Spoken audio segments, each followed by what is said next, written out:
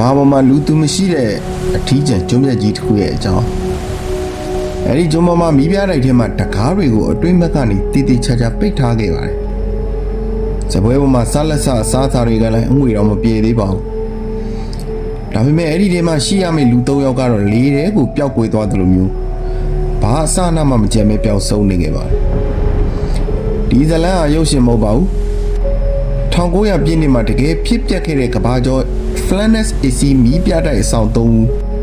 ပျောက်ဆုံးမှုဖြစ်ရမှန်းပဲဖြစ်ပါတယ်သူတို့ကိုပင်လယ်နဂါးတွေကဖမ်းသွားတာလားဒါမှမဟုတ်ကျွန်းပေါ်ကဝင်းကျင်တွေရဲ့လက်ချက်လားဒါမှမဟုတ်ကျွန်တော်တို့မတည်သေးတဲ့ကြောက်စရာကောင်းတဲ့လျှို့ဝှက်ချက်တစ်ခုရှိနေတာလား History ရဲ့ဒီနေ့ဗီဒီယိုမှာတော့တမိုင်းမှာအဖြေမပေါ်သေးတဲ့အကြီးမားဆုံးဗေဒီတစ်ခုကိုအသေးစိတ်တင်ဆက်ပေးသွားမှာဖြစ်ပါတယ်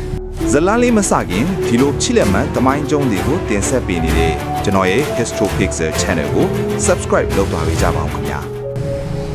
စကော့တလန်နိုင်ငံရဲ့ပင်လယ်ကမ်းမြေမှာ Elon Mo လို့ခေါ်တဲ့ကျွန်းငယ်လေးတစ်ခုရှိပါတယ်ဒီကျွန်းဟာလူသူမရှိတဲ့အပြင်ရှေးအောင်တန်တာကြီးတွေရဝင်းကျင်လေးစိုးမိုးတဲ့နေရာလို့အစဉ်ဆက်သတ်မှတ်ခံခဲ့ရပါတယ်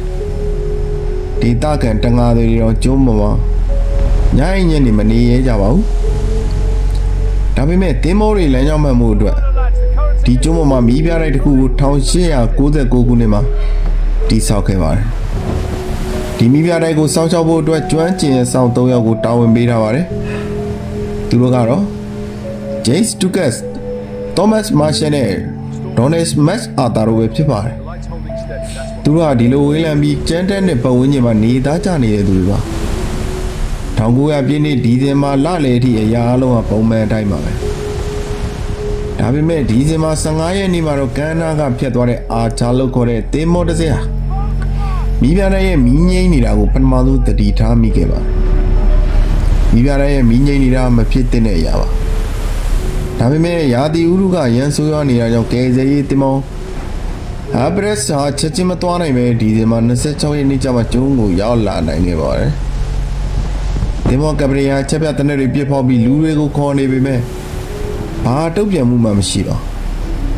အဲ့ဒီနောက်စောင့်တယောက်ဖြစ်တဲ့ဂျိုးဆက်မိုဟာကျုံးမော်ကိုတယောက်ထက်တက်ပြီးစစ်ဆေးဖို့ဆုံးဖြတ်ခဲ့ပါတယ်သူမိပြတိုက်တဲ့ကိုကြီးထားလိုက်တဲ့အချိန်မှာပဲအေးစိမ့်တဲ့တိတ်ဆိတ်မှုကြီးကသူ့ကိုကြိုးစုံနေခဲ့ပါမိဖို့ကြောင့်ထဲမှာနာယီကရက်တန့်နေတယ်ဇပွဲပေါ်မှာအသားနဲ့အာလူတွေကပကံထဲမှာစားလက်စားအတိုင်းရှိနေတော့မှာပဲအရာအလုံးကလူတွေခဏလေးအပြင်ထွက်သွားပြီးချက်ချင်းပြန်လာမဲ့ပုံစံမျိုးတွေပါကျိုးဆက်မှုရဲ့ရှာဖွေတွေ့ရှိမှုတွေမှာပိုပြီးထူးဆန်းတာကအဆောင်၃ယောက်ထဲမှာ2ယောက်ရဲ့မိုးကအင်ကြီးတွေပျောက်နေပေမဲ့ကျန်1ယောက်ရဲ့အင်ကြီးကတော့ချိန်မှာချိတ်ထားရတာကျန်နေကြတာပါဆိုလိုတာကအဲ့ဒီလူဟာအပူချိန်အနှုတ်အောက်ကိုရောက်နေတဲ့အေးစိမ့်တဲ့ရာသီဥတုတွေကိုအင်ကြီးတော်မဝင်နိုင်မဲ့အရေးပေါ်ပြေးထွက်သွားခဲ့ရတာလားဘာကသူ့ကိုဒီလောက်ထိထိတ်တန့်သွားသေးတာလဲမိပြတဲ့ရဲ့မှတ်တမ်းစာအုပ်ကိုပြန်ကြည့်တဲ့အခါမှာတော့ပိုပြီးမယုံနိုင်စရာတွေကိုတွေ့ရပါတယ်ဒီဇင်ဘာ12ရက်နေ့မှာဒေါ့စမတ်မာရှယ်ကအရန်ပြင်းထန်တဲ့မုန်တိုင်းတိုက်နေတယ်အတွေ့အကြုံရှိတဲ့ဒူကတ်ကိုရိုင်းတော်ငိုနေတယ်လို့ရေးထားပါတယ်နောက်ပြီးစောင်းနေထဲမှာကျန်းဆုံးလို့နာမည်ကြီးတဲ့မတ်အာတာကလည်းဆူတောင်းနေတယ်လို့ဆိုပါတယ်ဒါပေမဲ့တကယ်အမှန်တရားကတော့အဲ့ဒီရက်တွေမှာအဲ့ဒီကျွန်းသားမှာဘာမုန်တိုင်းမှမရှိခဲ့ပါဘူးဘဝင်းကြီးကသင်းမောတွေအားလုံးကရာသီဥတုတာယာနေခဲ့တယ်လို့ခိုင်မာပြောကြပါတယ်ဒါဆိုရင်သူတို့၃ယောက်လုံးဟာဘယ်သူမှမမြင်ရတဲ့မုန်တိုင်းတစ်ခုကိုကြုံတွေ့ခဲ့ရတာဒါမှမဟုတ်သူတို့အားလုံးစုပေါင်းပြီးခြောက်ကြခဲ့တာလားဒီဇင်ဘာ15ရက်နေ့ရဲ့နောက်ဆုံးမှာမုန်တိုင်းပြီးသွားပြီဘုရားသခင်ကငါတို့အားလုံးကိုစောင့်ရှောက်ပါစေလို့ရေးထားပြီးတော့မှာတော့သူတို့၃ယောက်စလုံးရဲ့သဲလွန်သားတွေဟာပြည့်အသက်ပြောင်းဝင်သွားပါတော့တယ်ဒေဗန်နီဂျာယူဆချက်တွေရတော့ Rose Waste လို့ခေါ်တဲ့အရာမလိုင်းလုံးကြီးတစ်ခုသူတို့ကိုကမ်းမားကရှိနေတော့ဆွဲယူသွားတယ်လို့ဆိုကြပါတယ်ဒါပေမဲ့လူ၃ယောက်လို့တပြိုင်တည်းပင်လယ်ထဲပါသွားနိုင်မှုဆိုတာဖြစ်နိုင်နေပါလို့လာပါတယ်တချို့ကတော့ဒါဟာကျုံးပေါ်မှာရှင်းအောင်ဝင်းကျင်တွေရဲ့လက်ချက်လို့ယုံကြည်ရတယ်လို့တချို့ကလည်းအဆောင်တယောက်ကစိတ်ဖောင်းပြပြီးကြံတဲ့သူတွေကို